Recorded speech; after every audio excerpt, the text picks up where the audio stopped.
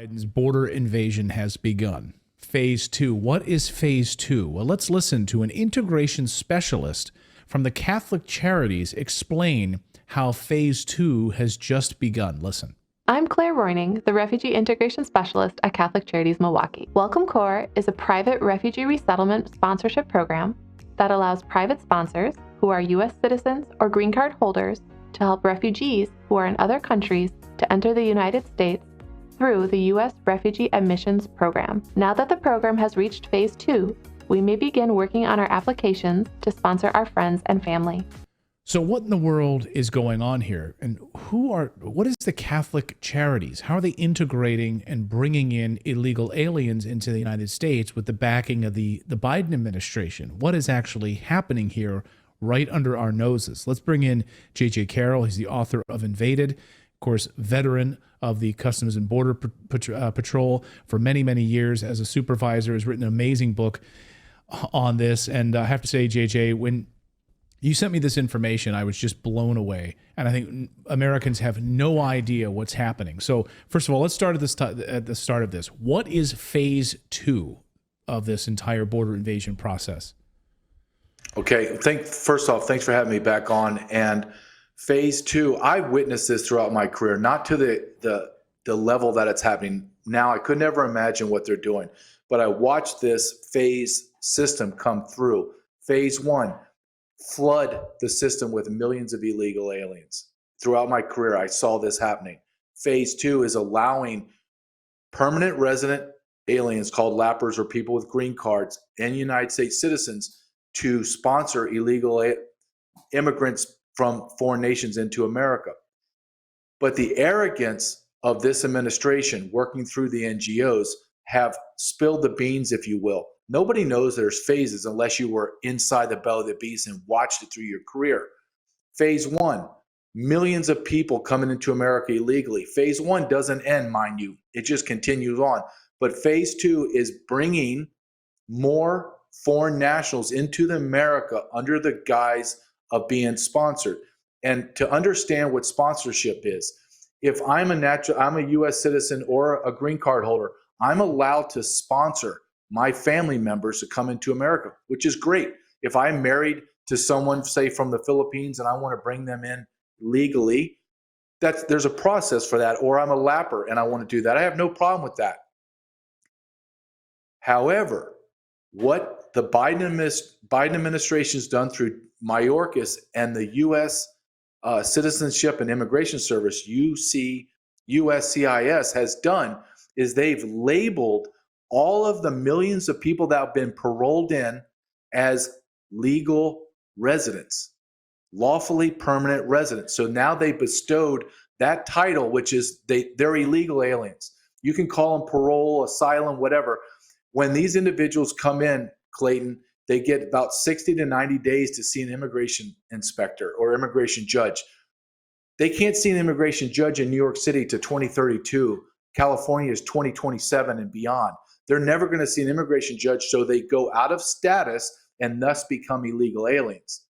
So the USCIS has bestowed legal resident status on illegal aliens. So now illegal aliens can sponsor their family members to come into America.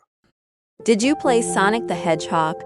You likely qualify for hundreds of dollars in compensation. Sign up for a compensation claim if you played any of the games listed. Signing up is free and takes 2 to 3 minutes. So now illegal aliens can sponsor their family members to come into America. So illegal immigrants now have legal authority to sponsor other illegal immigrants, even though they're not here legally, and they're still awaiting even seeing an immigration judge, which is pushed off by 10, 15, 20 years because they're all backed up so much that they can't do it. Correct. That's absolutely correct. So the Center for Immigration Studies, CIS.org, one of their investigative journalists named Nyla Rush did an article on this, and I agree with her completely. I've seen the stats. I know what's happening. So Biden administration has taken the countries of Cuba, Haiti, Nicaragua, and Venezuela, and they shortened the term down to CHNVs, okay?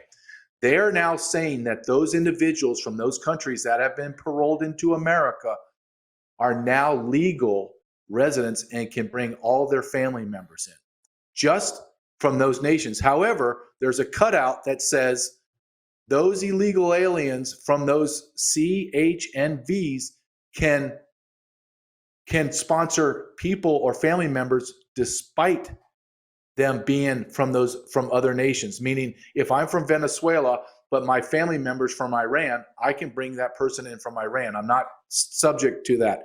What's even more malicious is the USCIS has now designated temporary protective status, TPS, DACA recipients, and deferred enforced deportation, which is DED. Those people under those blankets, those are all temporary, 18-month, you can stay in America. They've deemed them as legal residents as well. Why? Let me give you an example how devious this is.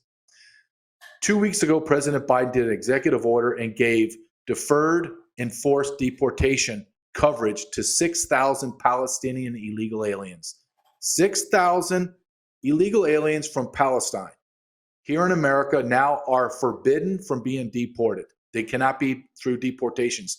Those 6,000 can now petition for all their family members living in the Gaza and in Palestine into America. So what you're saying here is that all of these all of these now parolees can sponsor up to 4 illegal immigrants per people. So if we're talking 10 million people have come into the United States, and I know your numbers in the book, I mean, it's just staggering how many people are already here. That basically could add an additional 40 million people into the United States. Yes, but let's hold on one second, just so you understand. In the old system, if I wanted to sponsor someone, I had to fill out a government form I-134. It's a declaration of financial support. So I could only maybe bring in one person, maybe my father or my brother, because I only had the financial support to bring in one person. Well, DHS now said, hey, you don't have to provide that form anymore. Because the first question people should ask is, how is an illegal alien from Sudan that's living in the detention facility or a hotel, a Comfort Inn in Boston, Mass, how are they going to provide support for family members? Well, the DHS now claims that all the NGOs, starting with Catholic Charities, they can be the sponsors, the financial sponsors. So instead of bringing just my brother over, I can bring my father, my mother, my brother and sister. I can bring their children. I can bring their spouses. I can bring grandma and grandpa, because there's no limitation on my financial support. The NGOs are now the backstop for that. Welcome to Flatiron School. This is where you learn how the future works, where the whole point of education is to get you a job.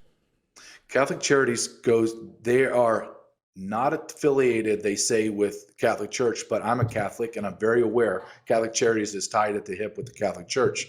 They are a nonprofit refugee resettlement group. That's probably, if I had to say, their main thrust in their charitable work is they resettle refugees. Now, that's not refugees like you and I think about back in the day, like people from Cambodia. We're talking about anyone that's illegal is considered a refugee.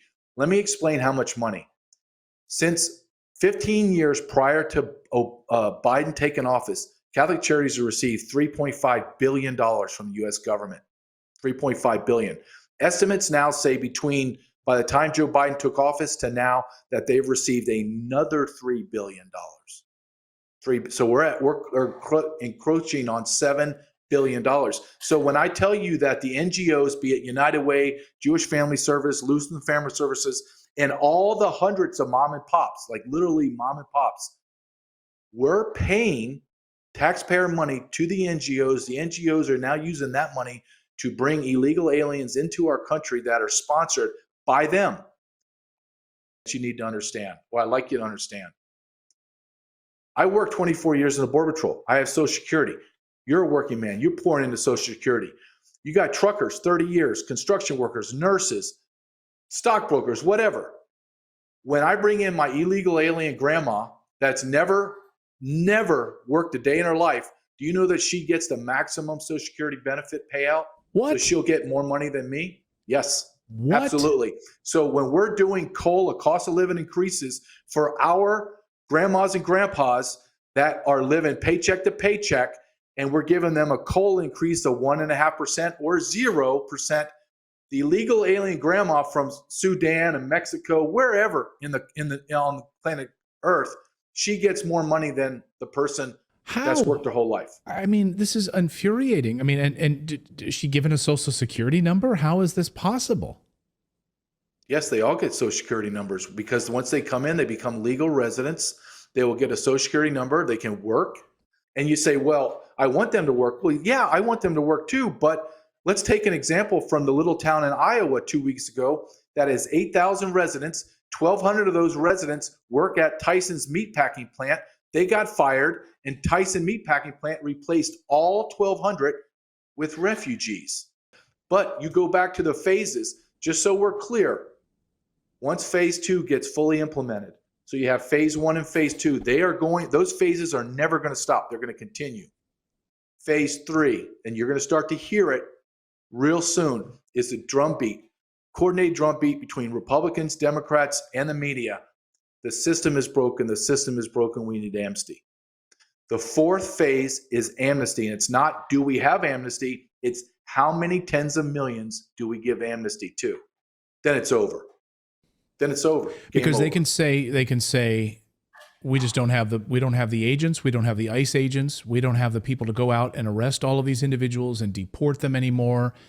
And we're so overwhelmed. The only response is to start fresh. The system is broken. Just amnesty, blanket amnesty for 50 million people who've come from around the world. Absolutely. And you say, well, that's theoretical. No, it's not. We go back to President Reagan. The exact same thing happened under President Reagan when he gave amnesty. The same